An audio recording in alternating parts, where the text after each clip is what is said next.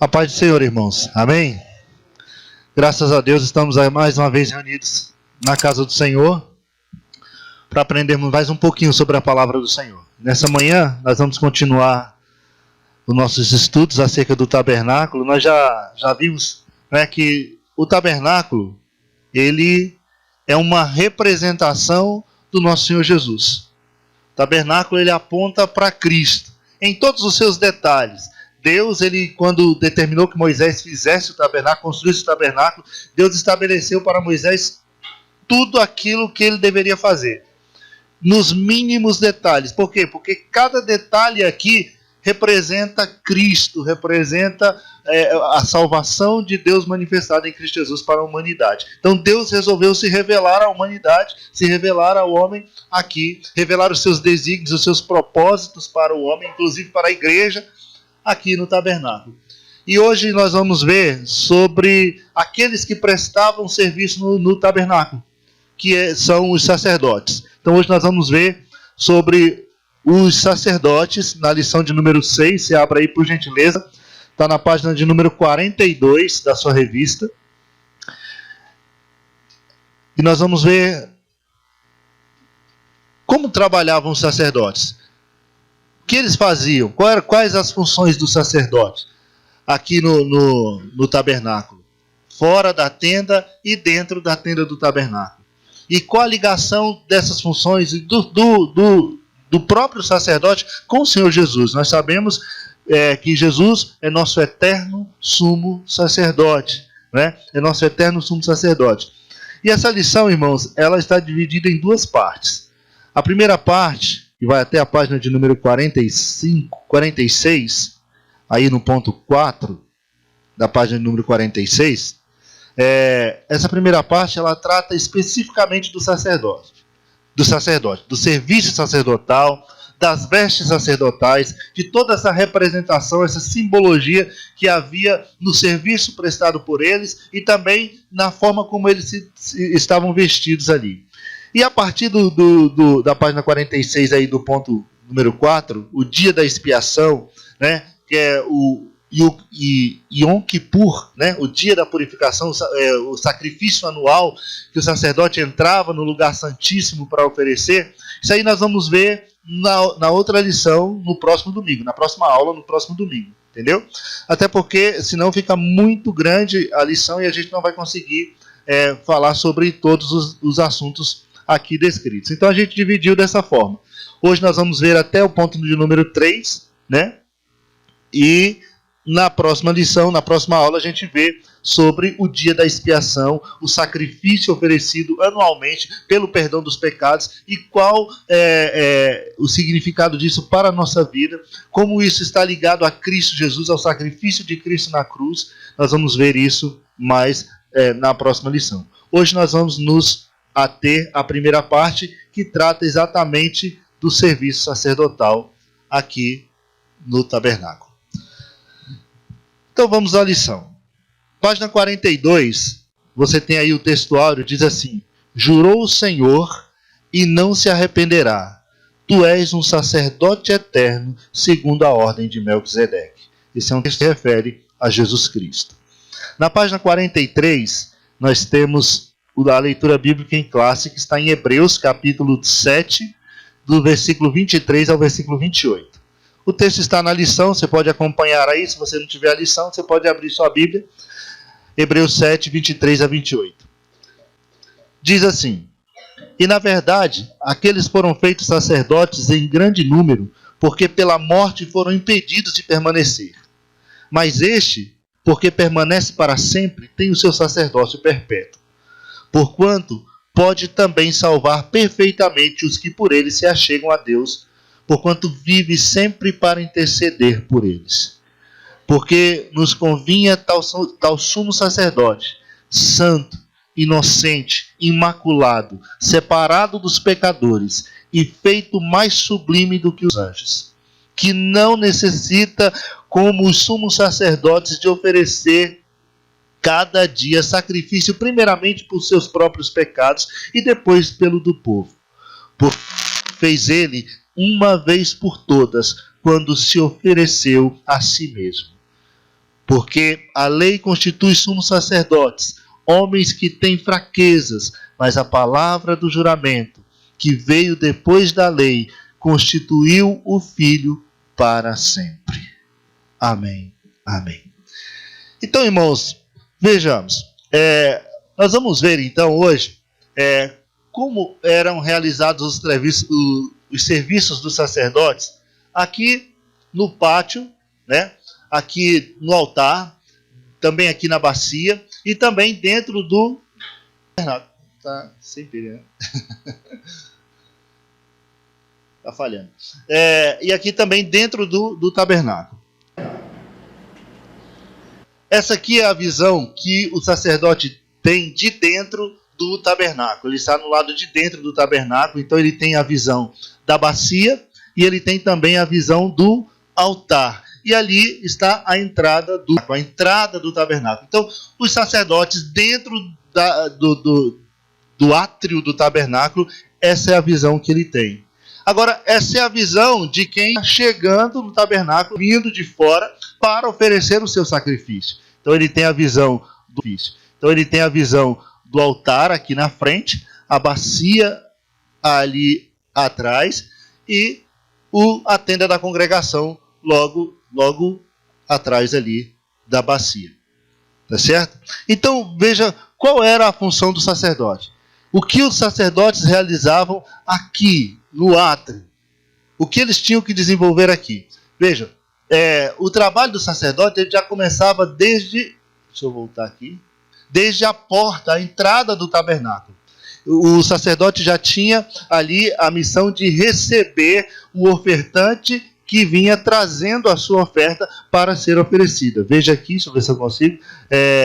Está chegando o ofertante aqui, trazendo a sua oferta, e está ali o sacerdote para receber o ofertante. Esse já era o serviço do sacerdote. E quando ele recebia o ofertante, ele tinha que fazer o exame do animal que estava sendo trazido para ser oferecido em sacrifício, para verificar se era o animal que Deus exigia para aquele tipo de sacrifício, né? Se era macho, sem defeito, sem mácula, da forma como Deus queria. Tinha que ser feito todo um exame aqui no animal, na oferta. Veja que ele não examinava o ofertante, ele examinava a oferta. Tá certo? Então ele examinava a oferta para ver se a oferta estava de acordo com aquilo que Deus exigia para aquele tipo de sacrifício. Feito isso, eles entravam aqui no lugar santo, no átrio do tabernáculo, no lugar santo não, no átrio aqui, no pátio, entendeu? E o ofertante colocava a mão sobre a cabeça daquele animal, ali ele confessava os seus pecados. Esse gesto era uma simbologia de que ele estava ali com seus pecados e que aquele animal morreria em seu lugar. E ele, depois de fazer isso, o animal era sacrificado, o animal era oferecido em sacrifício. Veja que aqui está o altar, onde os sacerdotes estavam constantemente oferecendo sacrifício. E aqui atrás você tem a bacia, onde ele se lavava, onde tinha os rituais de purificação. Toda vez que ele ia entrar no lugar santo, o sacerdote tinha que se passar pela bacia e fazer todo o ritual de purificação, também para oferecer o sacrifício. Era também função do sacerdote trocar a água dessa bacia constantemente, para que ali sempre estivesse água limpa para o ritual da purificação. Veja que havia uma determinação de Deus que diariamente fosse oferecido 2 sacrifícios no altar. Veja, pela manhã teria que ser oferecido um sacrifício e à tarde também teria que ser oferecido outro sacrifício. Esse sacrifício era estatuto perpétuo diante do Senhor pelos pecados do povo. Então o sacerdote diariamente oferecia sacrifício pela manhã e pela tarde. Isso já apontava exatamente para o sacrifício de Jesus Cristo. Quando você lê lá no Evangelho de Marcos, você vê que Jesus ele foi crucificado pela manhã e ele morre à tarde. Então, esses 2 sacrifícios, eles apontavam exatamente para o único sacrifício que Cristo faria pela humanidade, pelos pecados da humanidade. Diariamente, o sacerdote estava ali oferecendo esses 2 sacrifícios pelos pecados do povo. Então, esse era o serviço do sacerdote aqui na parte externa do tabernáculo, no pátio. Veja que começava desde aqui da entrada. Agora, por que Deus exigia que fosse feito assim? Que o culto no Velho Testamento fosse feito com ofertas de sacrifício. Veja bem, tem aqui um texto, foi retirado do comentário bíblico da Bíblia de Estudo de Aplicação Pessoal da CPAD, está ali a página 140, e ele nos dá uma ideia, nos faz entender melhor por que Deus exigia que fosse feito assim. Creio que os irmãos já têm essa ideia na sua mente. Veja o que diz. Quando ensinou o seu povo a adorá-lo, Deus ressaltou especialmente o sacrifício. Por quê? Os sacrifícios eram o modo escolhido por Deus no Antigo Testamento para o povo buscar o perdão dos seus pecados. Desde a criação, Deus deixara claro que o pecado separa as pessoas dele. Não era isso que Deus dizia? A alma que pecar, essa morrerá. Lá em Isaías ele diz, olha, os vossos pecados é que fazem separação entre mim e vós, né? E que os que pecassem morreria. Porque todos pecaram. No Novo Testamento a história não muda, né? No Novo Testamento o salário do pecado continua sendo a morte, assim como foi lá no Éden. Quando Deus chegou para Adão e disse, olha, o dia que você comer, você vai morrer. E no Novo Testamento, o salário do pecado continua sendo a morte. Então, veja que em Romanos 3:23 diz que todos pecaram. Então, Deus designou o sacrifício como uma forma de buscar o perdão e restaurar o relacionamento com Ele. Para que o homem pudesse restabelecer o relacionamento com Deus, no Antigo Testamento, ele teria que oferecer o sacrifício. Foi o que aconteceu com Adão. Adão pecou e Adão se esconde de Deus. Quando Deus procura Adão, Adão se esconde e diz, estava nu e me escondi. O que Deus faz? Deus mata um animal.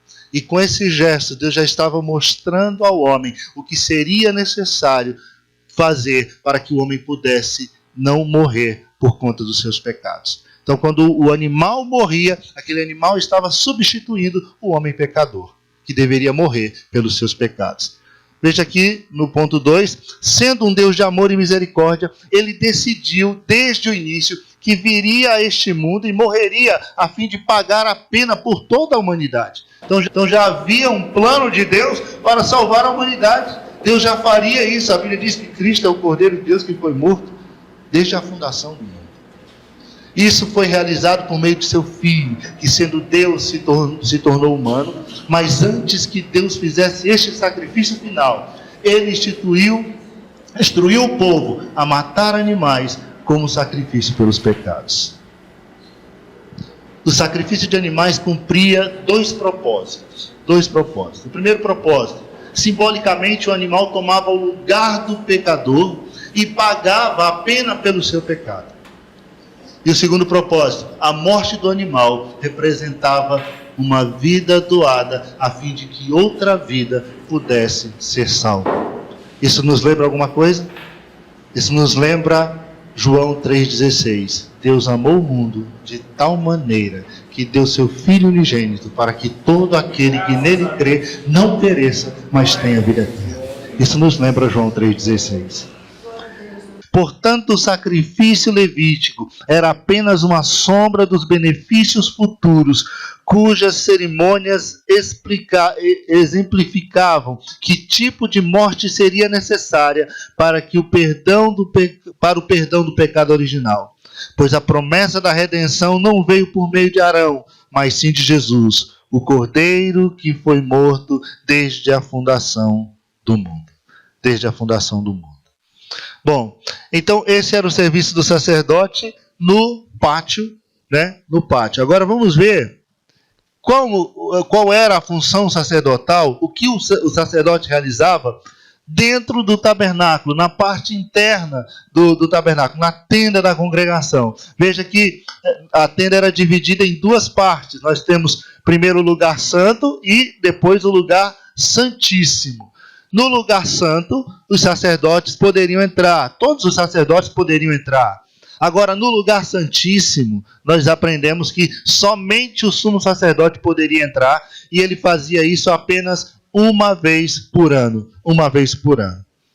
Então veja que aqui no lugar santo, o que faziam os sacerdotes? No lugar santo nós tínhamos o quê? Quais eram os utensílios? Quais eram os móveis que ali, os utensílios que ali existiam? Nós tínhamos a minorá, né, o candelabro, nós tínhamos a mesa da proposição, onde ficavam os pães da proposição, tá certo? E nós tínhamos o altar do incenso, que é exatamente isso aqui. Então aqui, ó, a mesa da proposição, né? Aqui o altar do incenso e aqui a minorá, tá certo? O candelabro. E qual era a função do sacerdote? O sacerdote, ele tinha que 2 vezes por dia fazer a manutenção aqui do candelabro. Porque esse candelabro, ele tinha que permanecer aceso diariamente. Nós vimos isso na lição de número 4. Né? Ele tinha que permanecer aceso, era a única lâmpada, era a única luz dentro do lugar santo. E ele tinha que ser mantido aceso. Então, todos os dias ele tinha que vir fazer a manutenção, trocar o óleo, abastecer o candelabro com óleo, verificar os pavis se estavam todos de acordo para permanecer aceso, fazer toda essa manutenção. Entendeu? Uma vez por semana, ele tinha que fazer a troca dos pães da proposição. Nós vimos que esses pães eles deveriam ficar diariamente na presença do Senhor. Eram 12 pães e representavam as 12 tribos dos filhos de Israel. Então, semanalmente, eles faziam a troca. Tiravam o pão velho e colocavam pão novo, pão fresquinho ali, toda semana. Fazia isso no sábado. E o altar do incenso. Veja que, enquanto ele estava fazendo a manutenção aqui no candelabro, o altar do incenso, ele deveria permanecer aceso. Então ele acendia o altar do incenso. Esta era a função do sacerdote aqui no lugar santo. Ele tinha que fazer a manutenção do candelabro para que ele se permanecesse aceso, ele tinha que trocar os pães da proposição, ele tinha que manter aceso o altar do incenso. Veja que toda vez que ele vinha fazer a troca do óleo, ou abastecer o óleo na minorá, no candelabro, ele acendia o altar do incenso. E para o povo isso era uma indicação de que era um chamado à oração. Então o povo, toda vez que ele estava fazendo essa troca, que ele acendia o incenso, o povo entendia que era o momento de buscar a Deus, era o momento da oração. E o povo se reunia em volta do tabernáculo para o quê? Para buscar ao Senhor, para orar.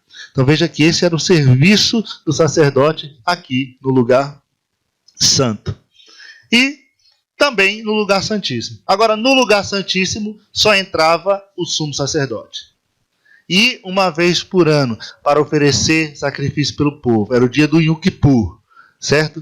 Yom Kippur significa o dia da purificação. Então, ele entrava aí uma vez por ano para fazer o sacrifício. Nós vamos ver com mais detalhe o que acontecia aí, qual a simbologia do sacrifício ali oferecido, do dia da purificação, na próxima aula, seguindo aí a lição.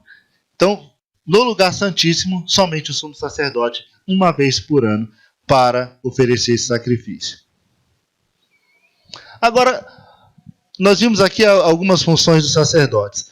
Veja que as funções dos sacerdotes, elas eram totalmente voltadas ao serviço do tabernáculo. Né? Eles foram separados por Deus, escolhidos por Deus para as coisas sagradas, para lidar com aquilo que era santo, com aquilo que era sagrado. Então, somente quem tinha acesso às coisas sagradas e podia manuseá-las, podia fazer a manutenção, o uso, a conservação de todas aquelas coisas, eram os sacerdotes. Claro que eles eram auxiliados pelos levitas para fazer isso. Até porque montar e desmontar o tabernáculo, toda vez que havia uma mudança de local, os sacerdotes sozinhos não fariam. Então a tribo de Levi ajudava, mas quem tinha o dever de cuidar das coisas santas, das coisas sagradas, quem tinha essa função eram os sacerdotes. Deus os separou para isso. Eles também tinham o dever de ministrar, como nós vimos. Tanto lá no pátio, oferecendo os sacrifícios, recebendo ali a oferta e o ofertante para oferecer o sacrifício. No lugar santo, como nós vimos agora, né? cuidando do candelabro, da mesa da proposição e também do altar do incenso. E no lugar santíssimo, né, somente o sumo sacerdote, uma vez por ano, para oferecer sacrifício.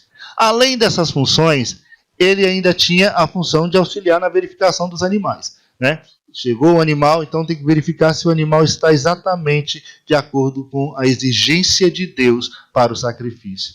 Você lembra que quando prenderam Jesus, para onde que levaram Jesus? De cara, para onde foi Jesus foi levado? Jesus, o Cordeiro de Deus que tira o pecado do mundo. Quem fez a primeira verificação, o primeiro exame para ver se estava de acordo com o que Deus queria? Jesus foi levado ao sumo sacerdote. Outra função do sacerdote era ensinar a palavra de Deus. Ele tinha a obrigação de ensinar ao povo, ele tinha a função de ensinar o povo. Eu coloquei aqui uma referência bíblica, é o capítulo 8 do livro de Esdras, porque ali fica bem claro como era feito isso. Tem um momento em que Esdras chama o sacerdote... Neemias, né? Neemias chama o sacerdote Esdras, né? Ele faz ali uma reunião com o povo para poder ler a palavra para o povo, ensinar a palavra para o povo. E diz que os sacerdotes passaram a ensinar, ensinavam os jovens, ensinavam as crianças, ensinavam os velhos, ensinavam os adultos, todos estavam sentados e aprendiam a palavra de Deus. E era assim, eles liam e eles explicavam o texto da palavra do Senhor. Eles liam e eles explicavam a palavra do Senhor. Então o sacerdote ainda tinha essa função de ensinar a lei ao povo, de ensinar a palavra de Deus ao povo. E ele também tinha a função de fiscalização sanitária. Como assim? Se alguém ficou doente no arraial, se alguém no acampamento, essa pessoa deveria se apresentar ao sacerdote para que ele examinasse essa pessoa. Ele ia ver se a doença dessa pessoa era uma doença contagiosa ou não, se ela tinha que se afastar ou não do arraial, quanto tempo ela deveria ficar fora. E ela foi curada. Foi curada? Então quem vai dizer se ela foi curada ou não? Quem vai fazer o exame e verificar se ela está boa, se ela já está totalmente recuperada da doença? O sacerdote. Lembra de quando Jesus curou os 10 leprosos? O que Jesus falou para eles? Vai lá e se mostra para o sacerdote. Vai lá para ele verificar, para ele atestar que você de fato está curado, que você já não tem mais a lepra. Então, ele tinha essas funções. Então veja que a função do sacerdote, ela não se limitava somente à ministração ali dentro do tabernáculo, ou no átrio, no lugar santo ou santíssimo. Ela ia além disso, ele tinha todo um cuidado com o povo.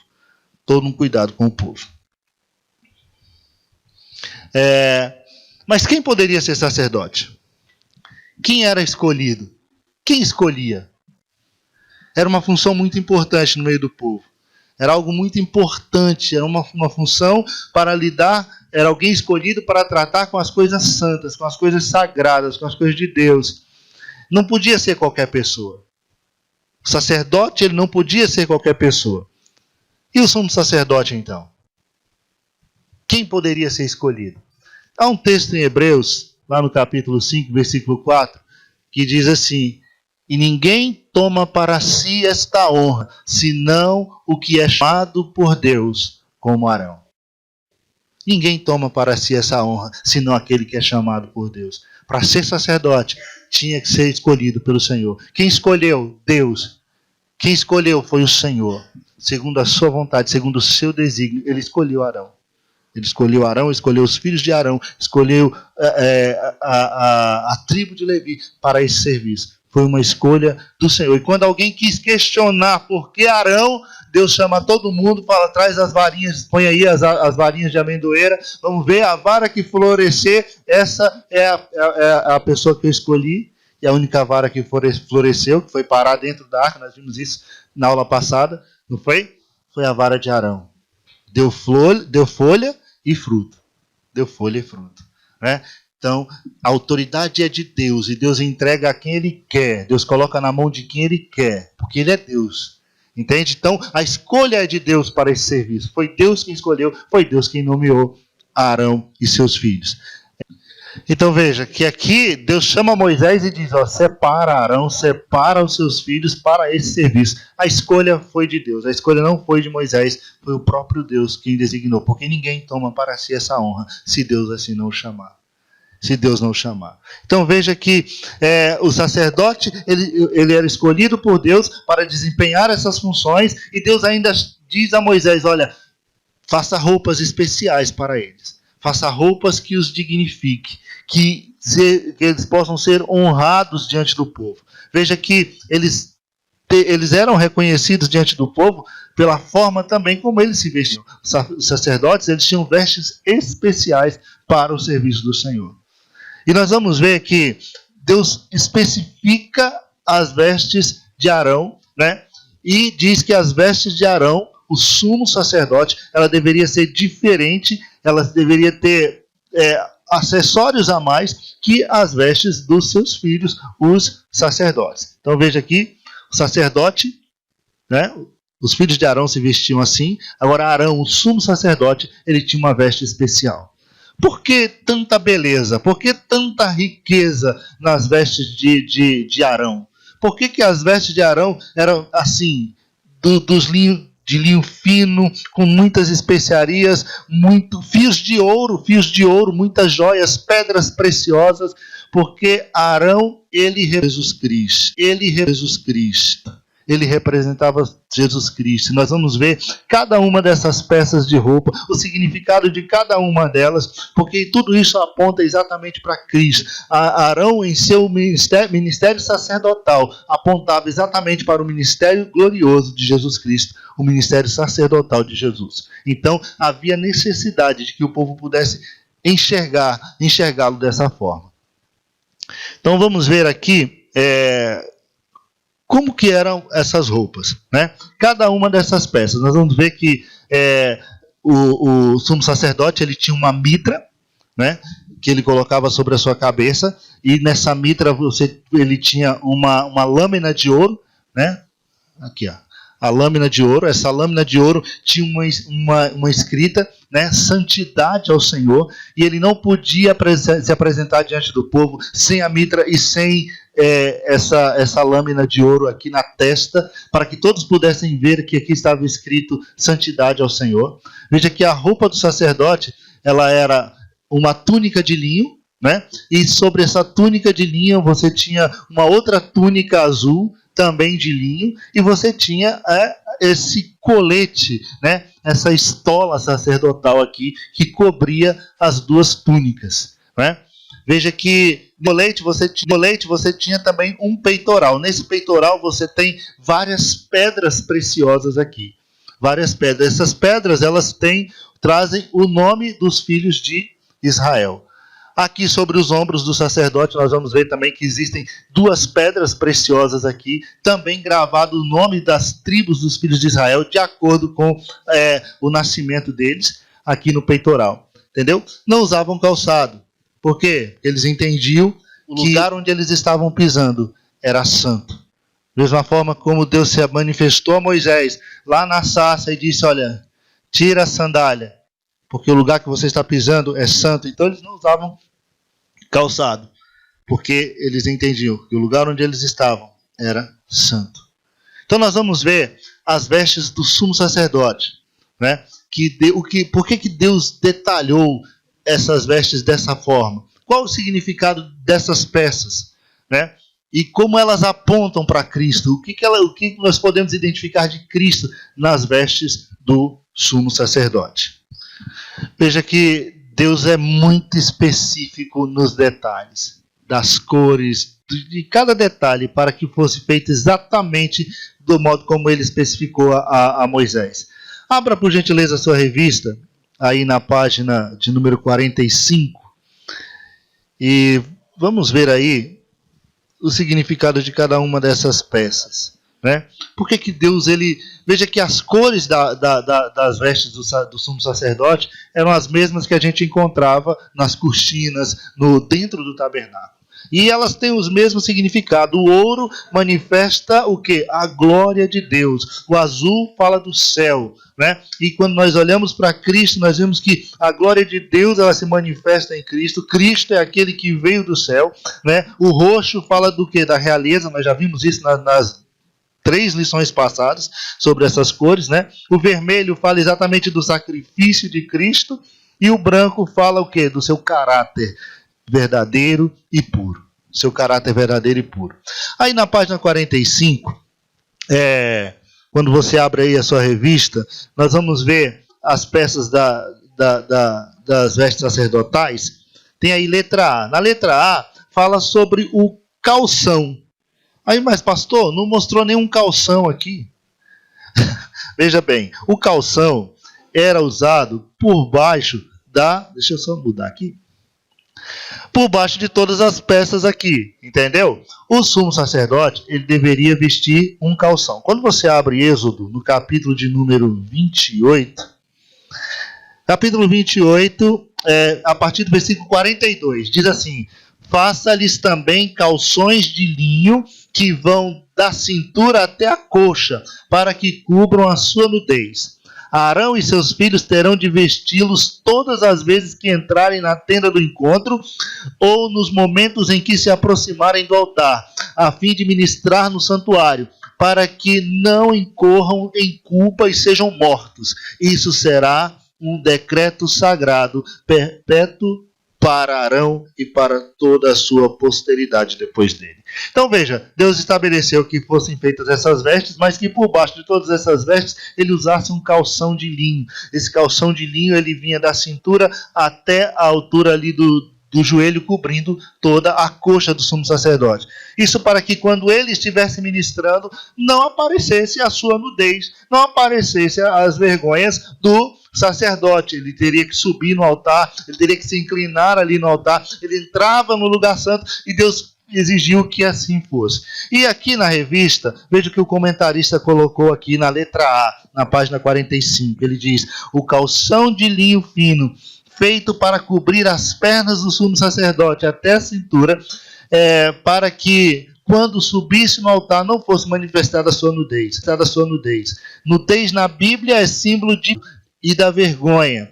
Cristo se fez pecado por nós e suportou a nossa vergonha na cruz e nos revestiu de sua inocência, para que pudéssemos ser acessíveis a Deus através do seu sangue. Então ele está dizendo aqui, o comentarista, que assim como era necessário que aquele sacerdote não se apresentasse diante de Deus nu, mas que ele usasse o calção para que pudesse cobrir ali a sua nudez, da mesma forma, Cristo, ele assume a nossa vergonha, ele morrendo na cruz, ele, como sacrifício de Deus, ele cobre a vergonha da nossa nudez. É interessante nós pensarmos isso, porque quando a gente lê no Gênesis, o homem pecou, ele percebeu que estava nu, Deus providencia vestes para o homem, e Deus mata o cordeiro, Deus mata o animal, e faz vestes para o homem, para cobrir exatamente a vergonha, a nudez do pecado na vida do homem.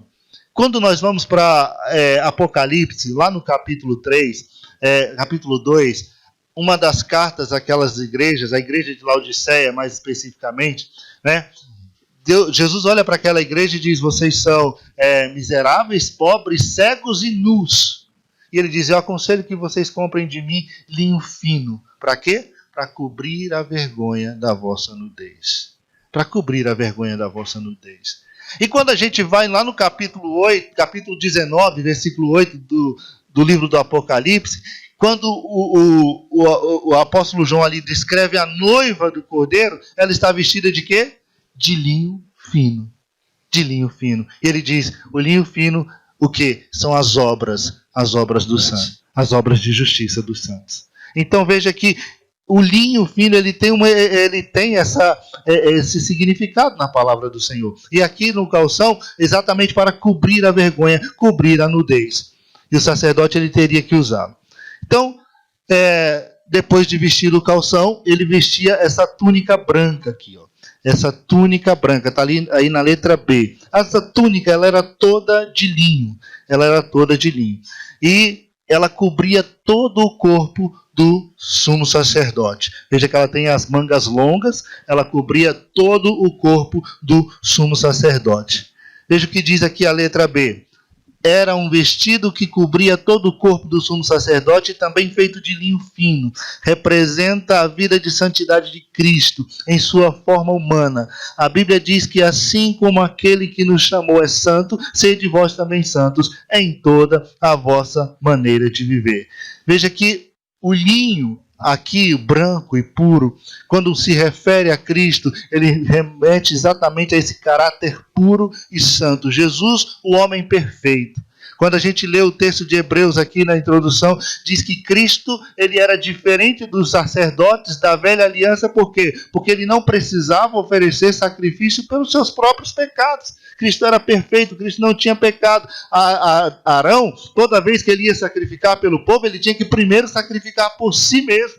Mas nós temos um sumo sacerdote que, como nós, em tudo foi tentado, porém sem pecado. 2 Coríntios capítulo 2, lá no versículo 5, o apóstolo Paulo ele diz assim: aquele que não conheceu pecado, Deus o fez pecado por nós. Ou seja, Cristo era o homem perfeito. Em Cristo não há mácula, não há mancha, não há pecado. Não há pecado. E o linho fino, essa túnica de linho, ela representava exatamente essa pureza, essa perfeição de caráter.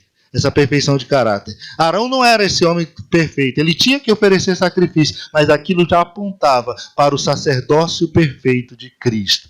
Para o sacerdote perfeito que Deus levantaria. E para nós, irmãos, o que isso significa? Significa que, assim como é santo aquele que nos chamou, nós também devemos ser santos. Nós também temos que estar vestidos assim. A noiva de Cristo, ela está vestida de linho fino. São as obras de justiça dos santos. Se Cristo é santo, nós também temos que ser santos. E a palavra que eu li, que eu falei para os irmãos de Apocalipse, também se aplica aqui. Aconselho que de mim compre linho fino, para que cubra a vergonha da sua nudez. Então o linho fino, aqui ele representa exatamente isso. Essa pureza, essa santidade, essa pureza de caráter de Cristo e também na vida dos santos. Na vida dos santos. Veja que no livro do profeta Daniel, lá no capítulo 10, versículos 5 a 7, Daniel tem uma visão do Senhor Jesus. Né? E nessa visão, Daniel vê Cristo exatamente vestido de linho fino. Ele vê Cristo vestido dessa forma, com cinto de ouro. É a mesma visão que João teve lá em Apocalipse, no capítulo 1. Depois os irmãos podem ler e fazer a comparação aí e ver que Cristo está vestido dessa forma, de linho fino, linho fino. Então veja, depois dessa túnica, ele usa também o manto de éfode. O que é o manto de éfode? É esse manto azul, essa túnica azul, que era também chamada de sobrepeliz. Ela cobria, vinha sobre, era um revestimento na verdade, ele estava com o linho branco e depois vestia essa túnica, esse manto azul, entendeu? Ele vestia um manto totalmente inteiro, sem costura, entendeu? Tinha um buraco aqui na cabeça, né, que era o da gola, e fazia-se uma gola aqui, né? Deus especificou detalhes para que ele não se rasgasse. Né? E nas bordas desse manto de éfode, a gente tem aqui sinos e romãs. Sinos e romãs. E o que isso significava? Veja bem, olha aí na página 46, a letra C. Diz assim, o manto de éfode ou sobrepeliz. Página 46, letra C. Era uma roupa sobreposta à túnica, bordada de fios de lã azul, cujo o contorno da barra era feito em forma de franja. E nela havia decoração de romãs e sinos de ouro, colocados intercalados. Então você vê, tinha os sininhos e tinham as romãs ali. Aí diz assim, as romãs representam o ministério da reconciliação. O azul lembra o céu. E os sinos representam a advertência e a necessidade de vigilância à espera da vinda do Senhor. Eu quero chamar a atenção dos irmãos aqui exatamente para a cor azul. Né? A cor azul, ele diz, a cor azul ela representa o céu, de onde Cristo veio. E quando a gente lê lá no Evangelho de João, Jesus declara isso, né? Ele declara que ele veio do céu, no capítulo 3, versículo 13. Também lá no capítulo 8, ele faz essa declaração de que ele é aquele que veio do céu. Jesus, ele é aquele que veio do céu. E veja que o sacerdote, ele estava revestido com essa túnica, revestido com essa túnica. Se nós pudermos fazer uma aplicação para a nossa vida, o apóstolo Paulo, ele diz assim, você tem que se despir do velho homem e você tem que se vestir do novo homem. Você tem que se despir do velho Adão e se revestir do novo Adão, que é Cristo. Então essa mudança tem que haver em nós. O sumo sacerdote, ele era revestido exatamente com essa túnica azul. E nós também temos que estar assim, revestidos de Cristo, revestidos daquele que veio do céu. Nós nos convertemos ao Senhor, nós somos transformados por Ele, e agora a velha natureza já não tem mais lugar em nós. Nós somos revestidos de Cristo, revestidos do Senhor Jesus. É isso que o apóstolo Paulo diz. Ele diz, revestivos do Senhor Jesus, revestivos daquele que veio do céu. Quem agora está em Cristo é nova criatura. Quem nasceu de novo busca as coisas do céu, pensa nas coisas do céu, está ligado nas coisas do céu. Então, quem é o homem terreno é igual ao terreno, tem a natureza do terreno. Mas nós não, nós temos a natureza do que é celestial, do que é do céu. Do que é do céu. Então essa cor azul, ela traz essa simbologia, né, de Cristo, do homem que veio do céu. Era uma túnica sem costura que reflete o caráter perfeito de Cristo. O caráter perfeito de Cristo. Veja que Cristo também tinha uma túnica dessa, né? Cristo tinha uma túnica sem costura que Maria fez para ele. Tanto é que quando Cristo foi crucificado, o que fizeram os soldados? Lançaram sorte para ver quem ficaria com a túnica, né? Eu vi até um comentário sobre esse assunto na internet. Um pastor, não sei nem de que igreja que era, ele falou algo interessante. Ele disse assim, os soldados, eles ganhavam bem naquela época. O soldado não precisava ficar disputando roupa de ninguém. Mas veja o tanto que aquela túnica era importante, o tanto que aquela roupa era fina, era preciosa. Então, veja que todo mundo queria aquela túnica. Então, eles poderiam ter rasgado, mas falaram, não, vamos lançar a sorte, vamos ver quem vai ficar com essa túnica. Com a túnica do Senhor Jesus. Então, Jesus, ele tinha ali também uma túnica dessa. As romãs, elas trazem essa ideia de frutificação, de produção de fruto. E as campainhas ali, elas indicavam exatamente que o sacerdote estava trabalhando. Ele estava atuando no lugar santo ou no lugar santíssimo. Enquanto ele ministrava, essas campainhas, esses sininhos aqui, eles ficavam tocando. Aquela ideia de que tinha uma corda que prendia a cintura dele, porque se ele morresse lá dentro e era puxado, a Bíblia não fala sobre ela. Né? E eu só descobri isso agora, irmãos. Eu também pensava que tinha uma corda lá que amarrava nele. E eu procurei essa corda na roupa dele e não achei a corda. Então, até o irmão que fez o vídeo comentando a revista, o diácono, o presbítero lá, o presbítero Renato, ele fala, é um mito. Essa corda é um mito. Essa corda na cintura do sacerdote, que se ele morresse, ele seria puxado, é um mito. Os sininhos tem sim. Né? E os sininhos era exatamente esse testemunho de que ele estava lá dentro, ele estava vivo e ele estava trabalhando para o Senhor. Né? Ele estava ali fazendo o trabalho do Senhor.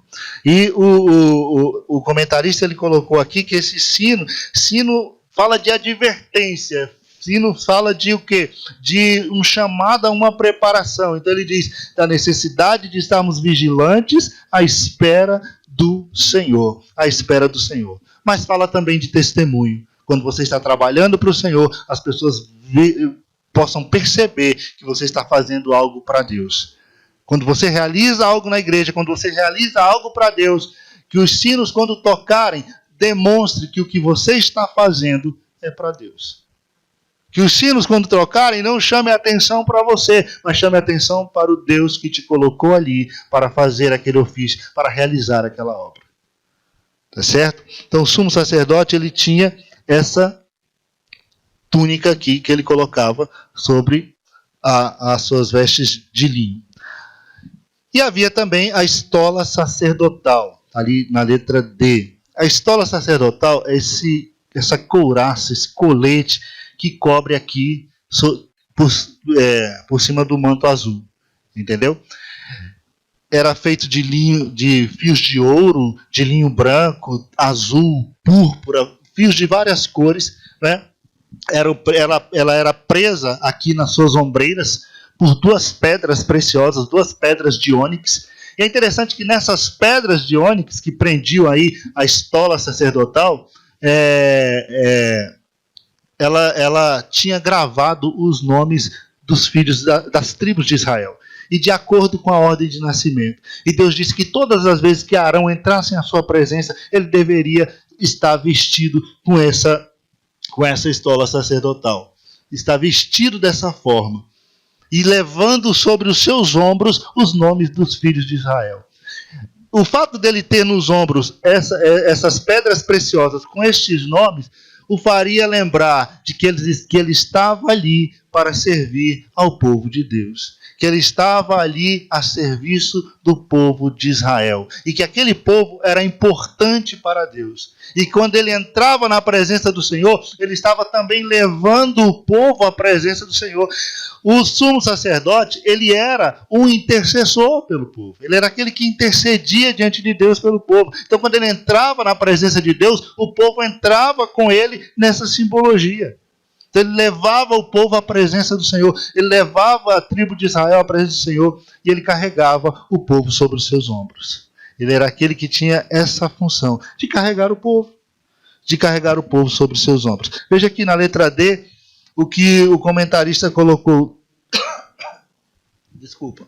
sobre a estola sacerdotal. Ele diz assim: era um manto feito de linho fino, bordado de cores, das cores supracitadas, são aquelas cores que eu falei, o branco, o azul, os fios de ouro, né? Enfeitada com ouro, e deveria ser vestido sobre o manto de éfode, preso por um cinto, e um símbolo preso por um cinto. Ele é um símbolo de autoridade e busca pelos desígnios do Senhor.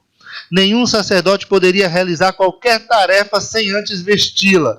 Ela tipifica a pessoa de Cristo, da qual nós devemos estar revestidos. Era como se fosse uma couraça que revestia ali o sumo sacerdote, né? E ele tinha que estar sempre com ela. Veja que aqui no éfode estava o peitoral do juízo. O que era o peitoral do juízo? Era essa placa que ele carregava aqui, ó. Deus mandou que fizesse.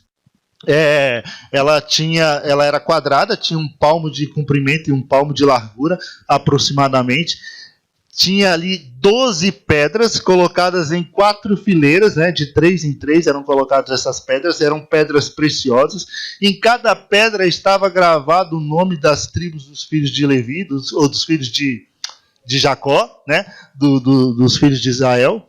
Estavam ali gravados, e o sacerdote ele teria que entrar diante do Senhor com essa estola. E ali, nessa estola sacerdotal, estava também o Urim e o Tumim, que eram pedras que eram utilizadas para se conhecer a vontade de Deus. Por isso ele era chamado de o peitoral do juízo, ou seja, o peitoral para se conhecer a vontade de Deus. E vendo sobre o Urim e o Tumim, a gente não tem muita coisa na Bíblia, muitos detalhes sobre o Urim e o Tumim, né? A Bíblia não diz como que o sacerdote usava. Fala que era uma forma de se conhecer, de se saber a vontade do Senhor. O sacerdote ele consultava a vontade de Deus também pelo Urim e pelo Tumim. Agora, como é que eram? Eram 2 pedras? Eram uma pedra? Eram 3 pedras? Porque há muita especulação. Se você for ler sobre o assunto, você vai encontrar muita especulação sobre o que era. Tem gente que diz que eram 3 pedras. Era o sim, o não e o não fala nada. Até porque quando Saul foi consultar lá a feiticeira, ele chega lá e diz assim: olha, já consultei a Deus, já procurei os profetas, já procurei o Urim e o Tumim, e Deus não falou nada. Mas como assim? O Urim é sim ou não e Deus não falou nada? Então há quem diga que tinha mais uma pedra. Então a Bíblia não entra nesses detalhes, não diz exatamente como era usado o Urim e o Tumim e como que o sacerdote usava. Há quem diga ainda que assim, eram 2 pedras, uma preta e outra branca. A branca era sim, a preta era não, né? E há quem diga que eram pedras que o sacerdote, na hora que isso aqui era tipo uma bolsa, né? Esse peitoral. E ele ficava ali dentro. Na hora que ele tirava ali, né, ele tirava a pedra, e a pedra que acendesse, né, era a vontade de Deus. Se acendesse uma ou se acendesse a outra. Só especulação. A Bíblia não entra nesses detalhes, a Bíblia não diz como é que tem que ser usado, e não se usa mais. Veja que quando Israel volta lá do cativeiro babilônico, já não se fala mais tanto disso, e no Novo Testamento você já não tem mais nada disso. Os desígnios de Deus, a vontade de Deus se manifesta a nós hoje em sua palavra. Você quer conhecer a vontade de Deus? Não precisa lançar sorte, você não precisa usar de artifício. Deus não vai falar através do copo com água, Deus vai falar através da sua palavra. Deus fala do jeito que Ele quiser. Deus se revela a você, a mim, do jeito que Ele quiser. Eu não posso padronizar isso. Se Deus falou comigo através da árvore lá, Deus falou comigo. Eu não posso falar, aquela árvore ali, Deus fala, vai todo mundo para debaixo dela porque Deus vai falar. Não, não existe isso.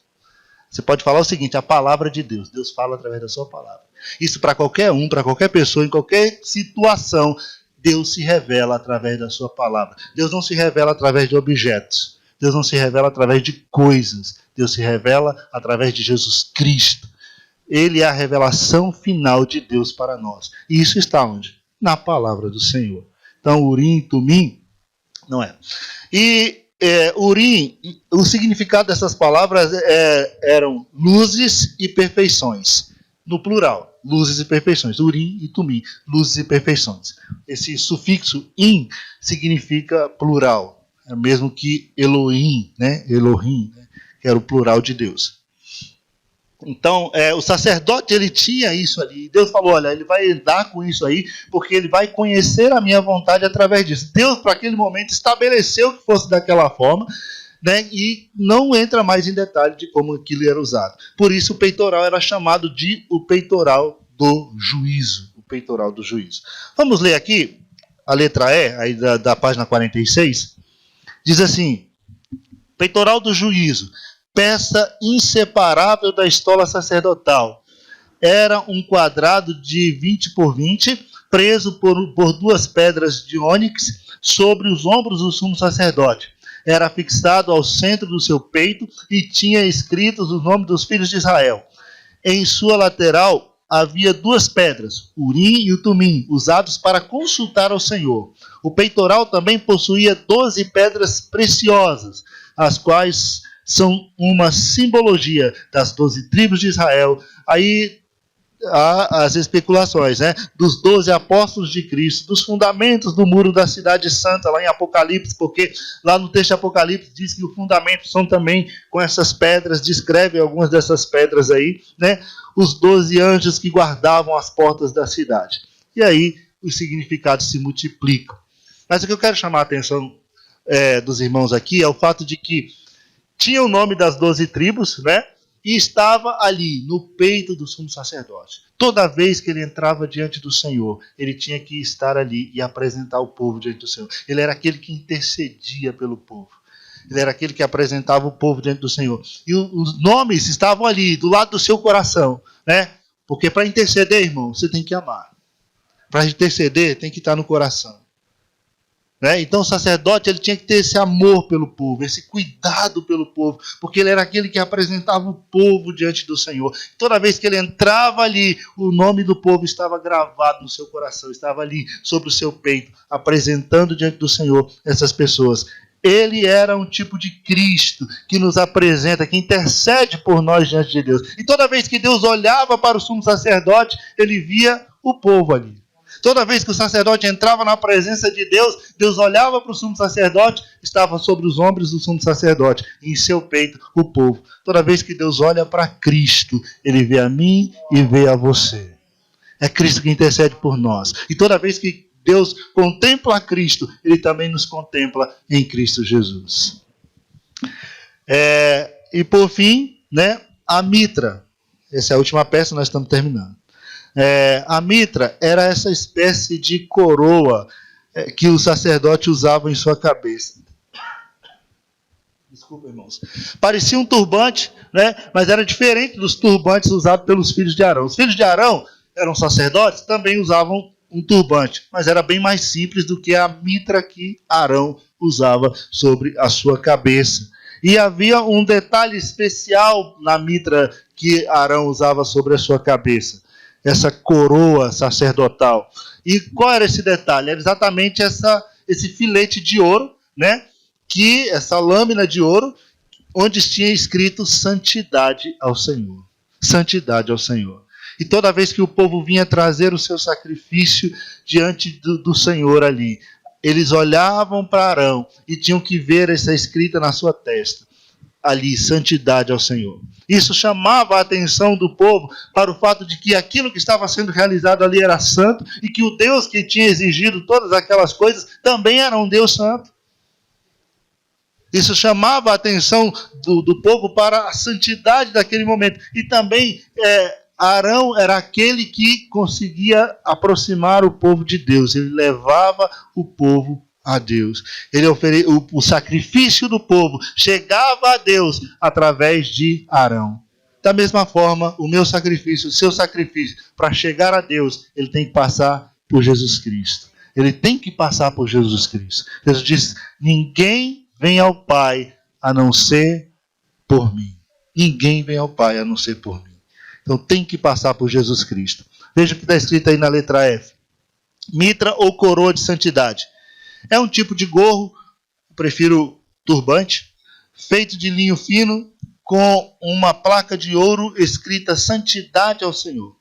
Essas palavras ficavam na fronte da mitra, para que quando o povo olhasse para o rosto do sacerdote, se lembrasse de que o Senhor é santo e exige reverência e ordem ao cultuá-lo. A mitra é um símbolo da autoridade divina e representa a glória e realeza de Cristo, que exerce a dupla função de rei e sacerdote da igreja. Então, quando ela aponta para Cristo, ela mostra o ministério de Cristo como sacerdote e também a realeza de Cristo. Que Cristo é rei e é sacerdote, assim como Melquisedeque, né? Rei e sacerdote. Então, irmãos, essas são as características das vestes do sumo sacerdote.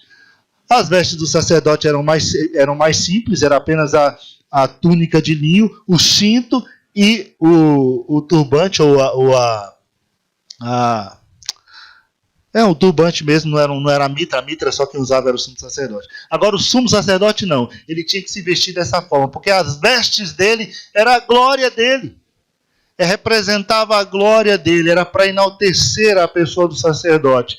Veja que toda vez, a gente vai ver isso na próxima aula, toda vez que o sumo sacerdote ele ia entrar no lugar santíssimo para oferecer sacrifício pelo pecado do povo, no dia do Yom Kippur, ele tinha que se despir de todas essas vestes aí.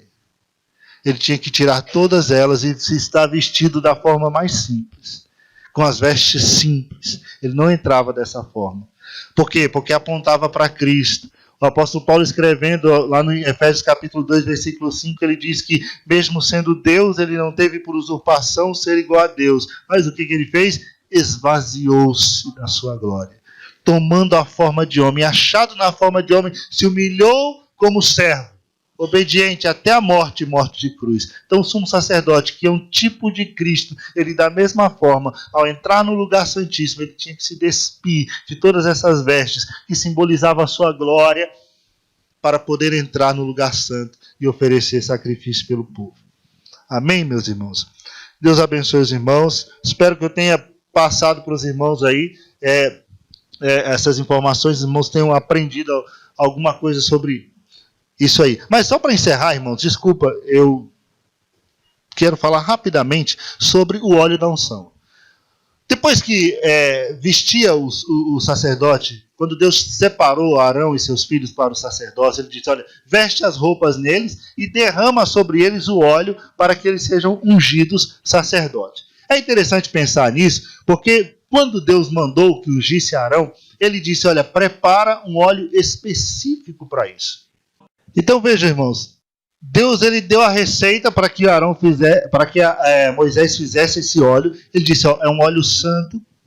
Você não pode replicar essa receita para outra finalidade, a não ser para o serviço aqui, para aquilo que eu te designei. Ninguém pode repetir essa receita em casa e sair usando esse óleo aí. Esse óleo é para a unção dos utensílios do tabernáculo. Todos os utensílios do tabernáculo seriam ungidos com esse óleo. E também pessoas separadas para o ofício ali. Os sacerdotes seriam ungidos assim. A Bíblia, quando ela fala de unção com óleo, no Velho Testamento, ela fala da unção sobre reis e sobre os sacerdotes. Aqueles que eram chamados pelo Senhor para o exercício de uma função específica. Por quê? Porque o óleo, na Bíblia, ele é símbolo do quê? Do Espírito Santo. Ele é um símbolo do Espírito Santo. Então, quando o rei era ungido, era como se o Espírito de Deus viesse sobre a vida dele. E de fato isso acontecia. Isso aconteceu com Saul, isso aconteceu com Davi. Quando eles foram ungidos, o Espírito de Deus veio sobre a vida deles, porque o óleo era um símbolo do Espírito Santo. Só que esse óleo, Deus designou que fosse feito exatamente com essa finalidade, para ungir os utensílios ali do tabernáculo, tanto no átrio quanto no lugar santo e santíssimo, e também para que fosse feita a unção do sacerdote. Agora, muita gente olha para isso e vê nesse texto um fundamento para sair ungindo tudo. Para ungir o carro, para ungir a casa, para ungir a chave, para ungir as pessoas. E não é isso que a Bíblia está dizendo. Esse óleo foi específico para aquele serviço, para aquela ocasião, e foi usado daquela forma. E Deus falou, olha, não é para colocar sobre qualquer pessoa. É só sobre aquelas pessoas que Deus havia designado. No Novo Testamento, a gente não tem essa unção, porque já é o ministério do Espírito. Deus já nos deu o Espírito Santo. Quando você aceitou Jesus, o Espírito já veio habitar em você. Você entregou sua vida para Cristo, o Espírito Santo já está sobre você, já está sobre a sua vida. Então não tem esse tipo de unção. Aqui a gente não separa as pessoas para o ministério da palavra, vai ser consagrado a pastor, derramando óleo sobre a cabeça dessa pessoa. Porque a gente crê que o óleo é símbolo do Espírito e ela já tem o Espírito Santo, senão ela não estaria sendo separada para a função. Entende? Quando a Bíblia fala de unção no Novo Testamento, ela fala somente da unção para os enfermos, para os doentes. E mesmo assim são os doentes da congregação. Não é para qualquer um. Só para quem é crente. É só para quem é crente. E interessante, né? Não é o óleo que cura, não é a unção que cura. Se você prestar atenção no texto, ele diz assim, você vai chamar o presbítero, não é qualquer pessoa que pode ungir, é só o presbítero. Tá? Então, se as pessoas chegam na sua casa lá, um irmão, uma irmã, está com um vidrinho de óleo, porque a gente anda com um vidrinho de óleo no bolso, né? Ah, tá doente, deixa eu te ungir. Não, peraí, você é presbítero, porque a Bíblia diz, chame os presbíteros da igreja, né? Ele vai ungir o doente, e quem vai curar o doente? A unção? A oração da fé sarará o doente. Então, irmãos, cuidado com esse negócio de sair derramando óleo em todo mundo, ou colocando sua cabeça debaixo do óleo de qualquer pessoa aí, porque as pessoas usam esse texto de forma equivocada. O óleo da unção, ele foi feito específico para aquele momento. Deus preparou o óleo, falou para Moisés preparar e para utilizar daquela forma. Amém, meus irmãos? Deus abençoe os irmãos. Desculpa aí tomar o tempo, mas é porque é muita coisa para falar. Meu Deus.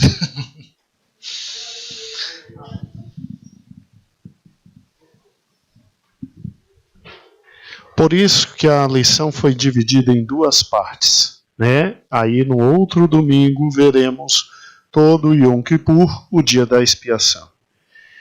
Irmão, sumo sacerdote, nós somos sacerdotes. Sumo sacerdote é só Cristo mesmo. Só Ele para carregar nos ombros todos nós.